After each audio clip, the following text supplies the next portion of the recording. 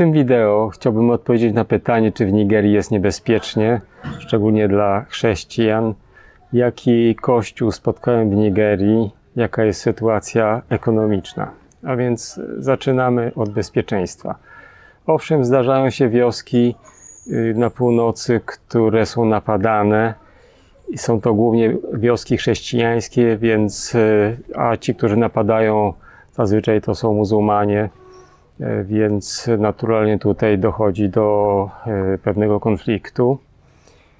Ale główne niebezpieczeństwo w Nigerii, i to dosyć powszechne, to są bandy, które napadają, aby porwać i dostać okup.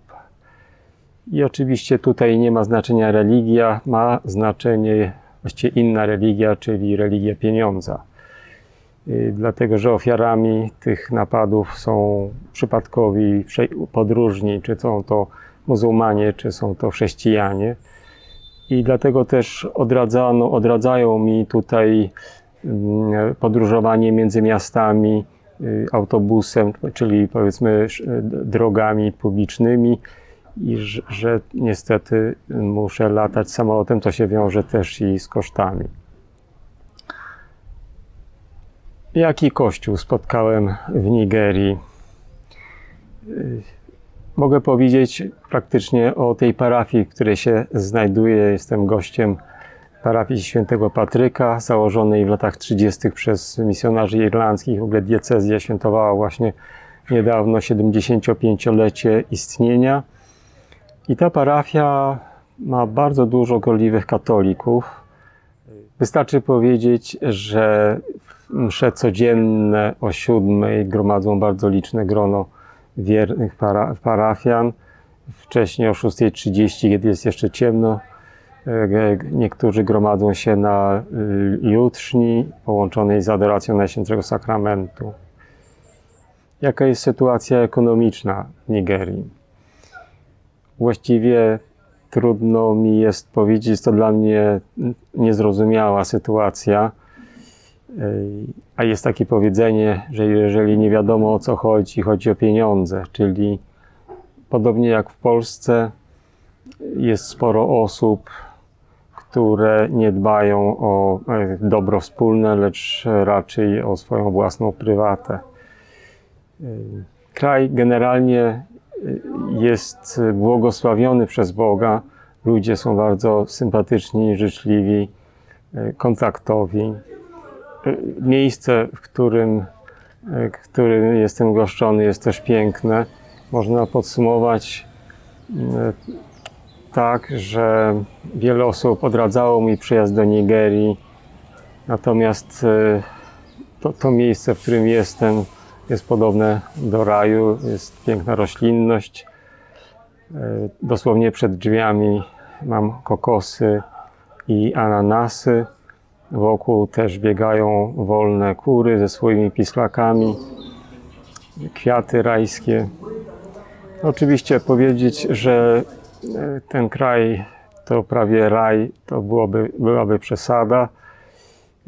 Niebezpieczeństwo, o którym mówiłem na początku, trzeba powiedzieć, że takim realnym niebezpieczeństwem jest na przykład powietrze, które w wielu miastach jest po prostu groźne, o czym mówią strony, które podają pogodę w Nigerii. Na przykład spójrzcie na to powietrze w mieście Kaduna. Podobnie od czasu do czasu w mieście Calabar sytuacja z powietrzem nie jest najlepsza. Również transport drogowy czasami stwarza zagrożenie i to poważne.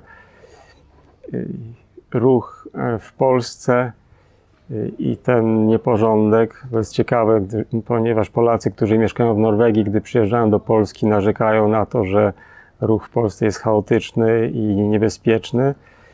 No, jeżeli by przyjechać z Nigerii do Polski, to trzeba by uznać, że ruch w Polsce jest wzorem porządku i bezpieczeństwa.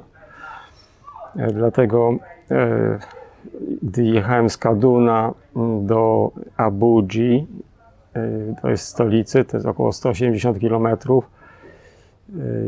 Jest tam taki odcinek, który jest niedokończony i zamiast dwupasmówki jest jednopasmówka i to jest tak, że wyszedzają na trzeciego i nie wiadomo z której strony. Także bardzo się modliłem, gdy jechaliśmy w kilka osób takim siedmioosobową Toyotą. Tak więc czuję się tutaj bardzo dobrze, mimo oczywiście trudności z aklimatyzacją, ale czuję się blisko Pana Boga i Jego miłości.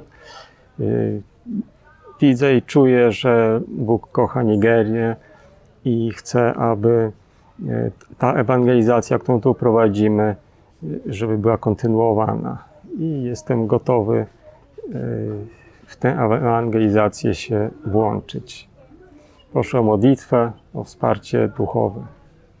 Pozdrawiam serdecznie, zapraszam do subskrypcji, do lajkowania i komentowania tego wideo.